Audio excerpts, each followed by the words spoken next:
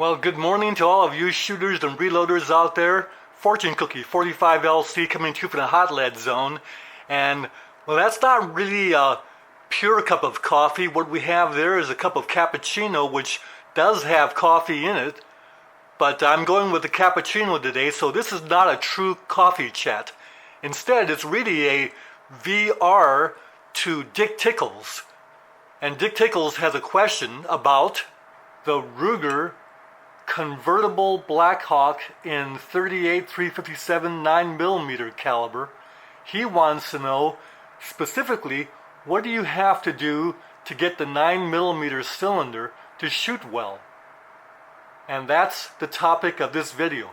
But we've got to talk about the Ruger Blackhawk Convertible in 38 357 9mm first to get the overview of it.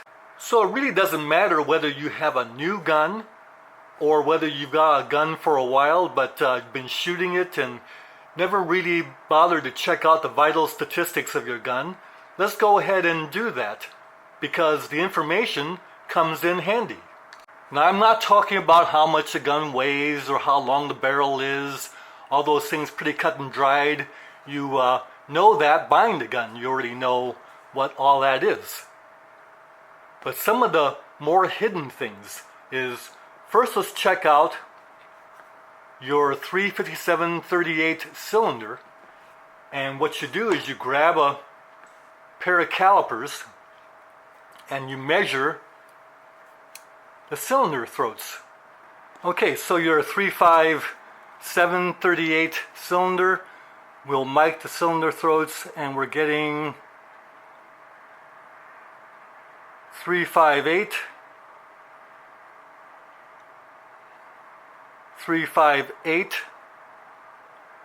well, 75,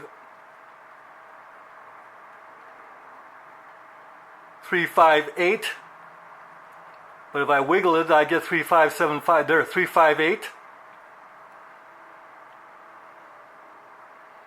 and get that square, 358. See that? Now the 9mm cylinder. So zero the calipers, and then we go ahead and measure these. 355, 356.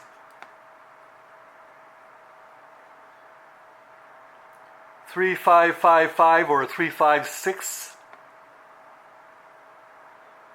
356.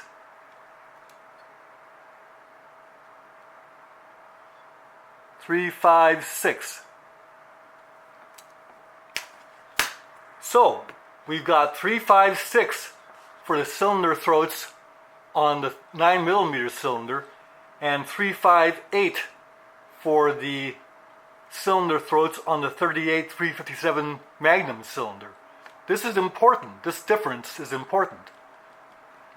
Now, as you know, a lot of convertible owners don't like to use the 9mm cylinder very often because they feel it's not very accurate, and they might use it to shoot surplus or scrap 9mm hardball ammo whenever they run into it, just for plinking, this kind of thing, because they feel that the bullets that are smaller won't shoot well in the barrel that is better suited for the 38 357. And perhaps that's what prompted Dick Tickles to ask this question in the first place. So, normally I don't slug the barrels of my revolvers, but when you have this kind of thing, then the additional information of a slugged bore is important. Well, it turns out that I've slugged this barrel before, but I couldn't find the slug to show you. So I have the figures, but no slug. So in order to do this video properly, I went ahead and slugged this barrel, and this is the slug.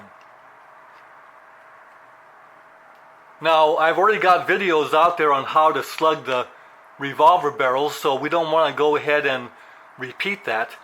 But a nice thing is to take a carbon fiber arrow and just snip it off at a nice length, take the point off of it, and that leaves you with a nice aluminum kind of a square plug on the end, which is very good for doing slugging of a 38 caliber barrel, because this goes in nicely without a lot of play.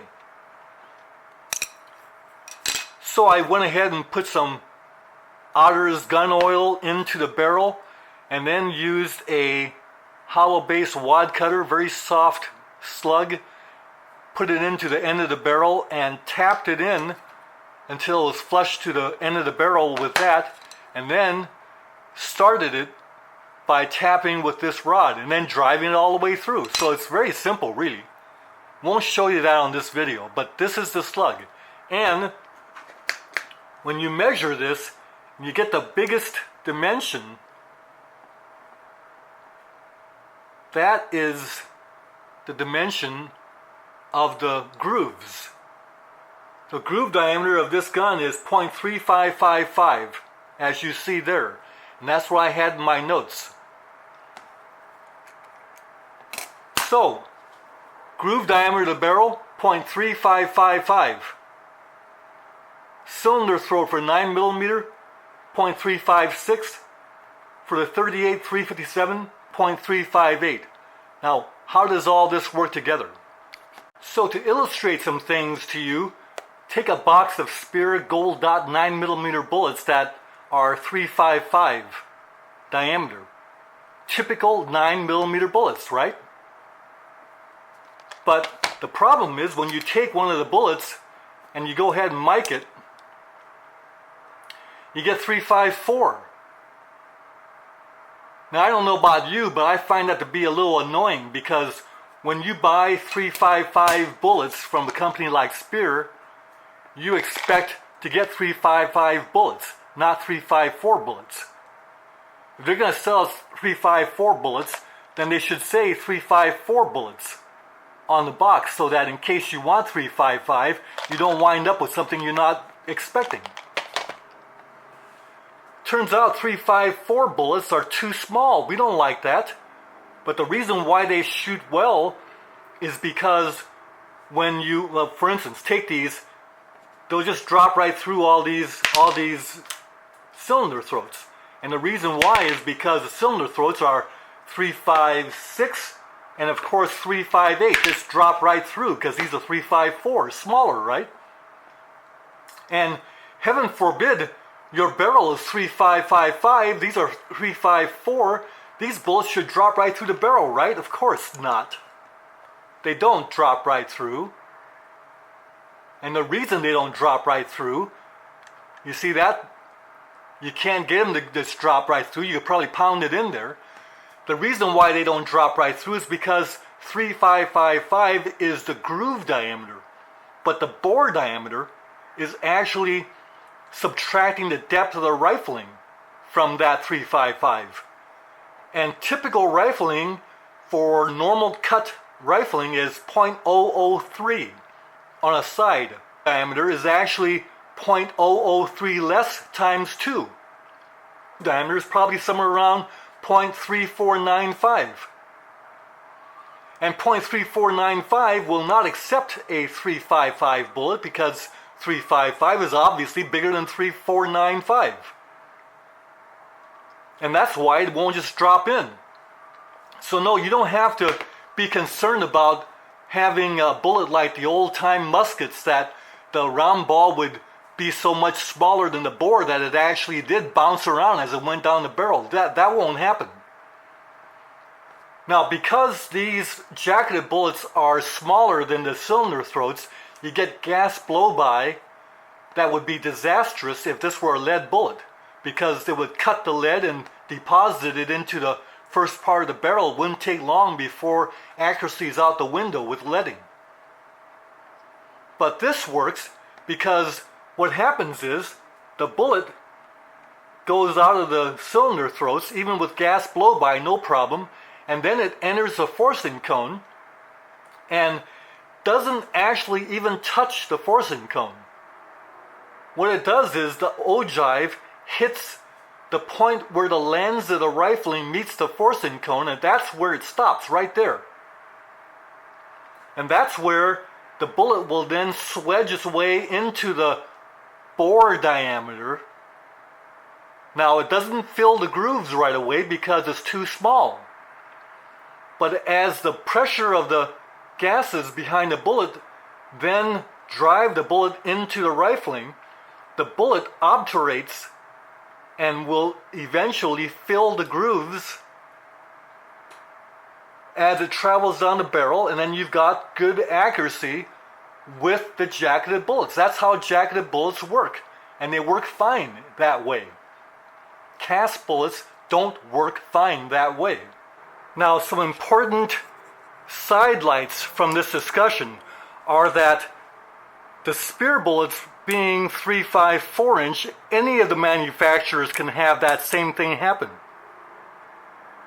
But a very important consideration is, suppose you are using a short-barreled compact auto pistol for concealed carry. With a shorter barrel, you don't have as much time for the obturation to fill the grooves. So if you start off with a small bullet, it might not serve you well. You want to make sure that if you have a short barrel auto pistol, that you are at least 3.55 with your bullet diameter, so you don't want to use 3.54 bullets. Also important as a side in this discussion is that micro groove barrels feature shallower rifling than normal.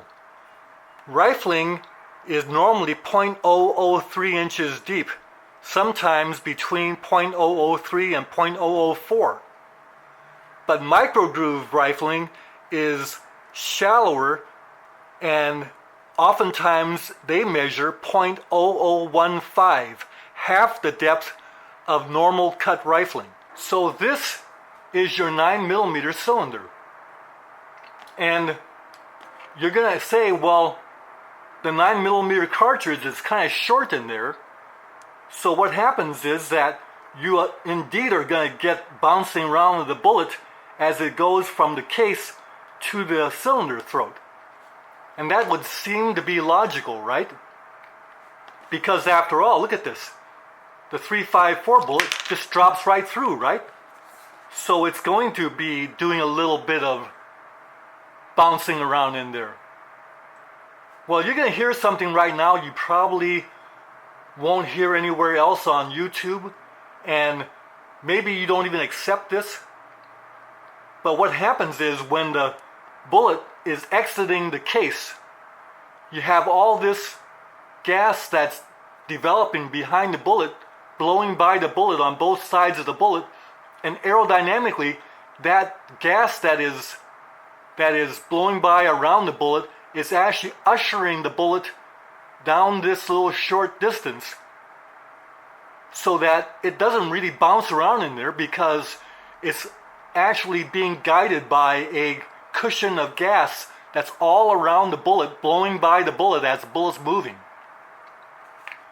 So you have a kind of a centering effect. Now, of course, we wouldn't want that, because with a cast bullet, as it's doing that, it's also cutting the lead and depositing lead in the front part of your cylinder in here, and also the forcing cone. It doesn't work with cast bullets, but with jacketed it would work pretty well. Now, of course, there's a limit. If you got an old musket where indeed the round ball's rattling around down there, you can't get the cushion of gases to make up for that big a disparity. But when it's fairly close, you get this effect of the gas actually suspending the bullet in that gas jet that's all around the bullet, guiding it down. So to give you an example of true bounce around in the barrel, and that is if you take, for instance, a 45 Colt, and the groove diameter is somewhere around 450, and that means the bore diameter is 0.006 less, or somewhere around 444 bore diameter. Well, this happens to be a .429 bullet, which is less than .444. So you drop that in, and it just slides all the way into the cylinder and slides its way back out. If you fire this .44 caliber bullet in this gun, which is possible if you're negligent, you will truly get bouncing around of the bullet down there in the barrel, because it is smaller than your bore. But if it's not smaller than the bore, you won't get any bouncing around in the barrel.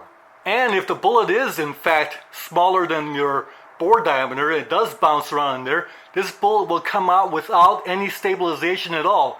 You will guarantee yourself to get keyholes.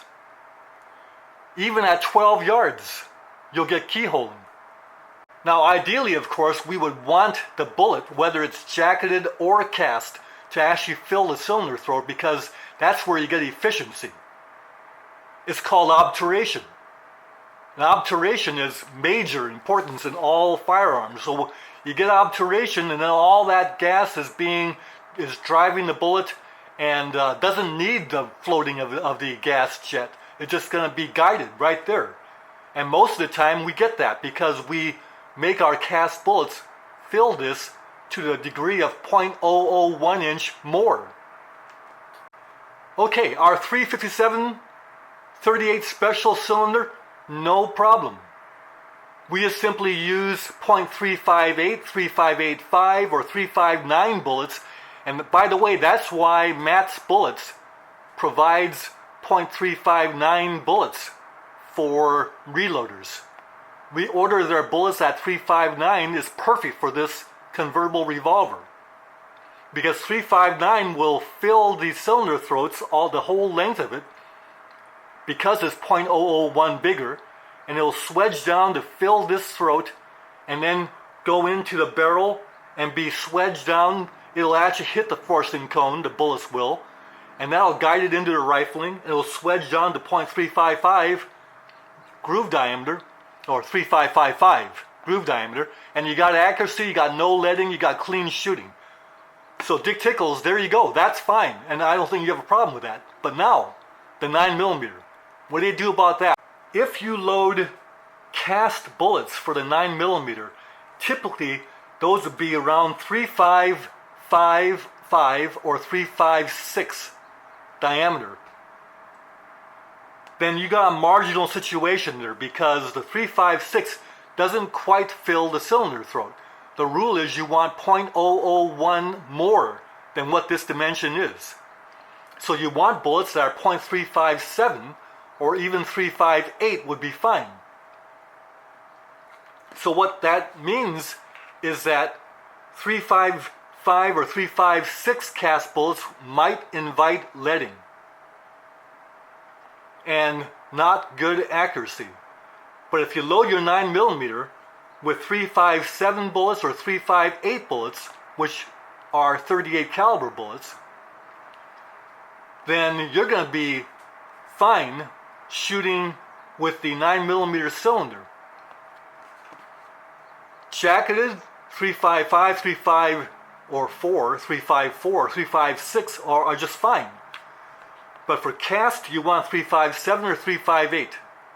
Now I should add that none of this is a problem for our 45 Colt 45 ACP Ruger Blackhawk convertibles, because in all those calibers, whether it be 45 Colt or 45 Schofield or 45 Cowboy Special or 45 ACP, either cylinder, all the bullets are the same size. So you don't have this disparity of smaller bullets. So that's an important difference between the 45 caliber convertible and the 38 9mm convertible. Now before we close this video out, I need to put in a little comment about, you're going to hear some very well regarded gun writers and other YouTube posters that may have said something or written something that has been contrarified in this video. Well, it's important to note that those writers and YouTube posters really know their stuff. And sometimes what they say about certain things might be to make a point that they're trying to make about something else. So under no circumstance should anything that is a contrarification be looked at as a disparagement or any kind of lack of respect or regard toward excellent gun writers and YouTube posters out there. Turns out that all you viewers out there are smart, intelligent, experienced, and you can take all the information you get from videos like this one and others and sift through the information and see what makes sense to you, and if it's good you run with it, if it isn't you file it away, and maybe future considerations make sense. So that's what it's all about.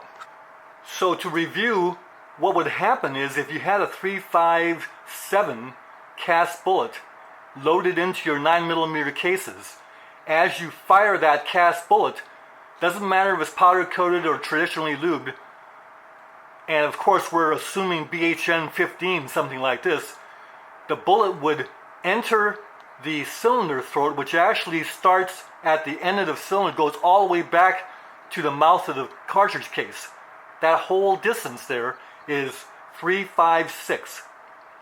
So as a bullet exits the case, it immediately hits the ogive on the cylinder throat and swedges down to 356. And this is fine. Obturates immediately. This is a good thing.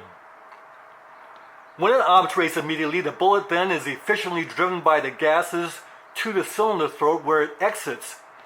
And then, if your flash gap is 0.003, well, the manufacturers allow 0.006, but that's excessive.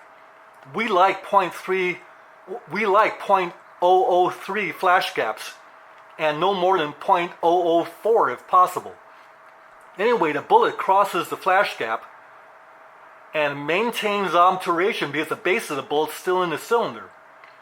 Now, the front of the bullet will hit the forcing cone and start to be swedged down as the bullet is still in the cylinder.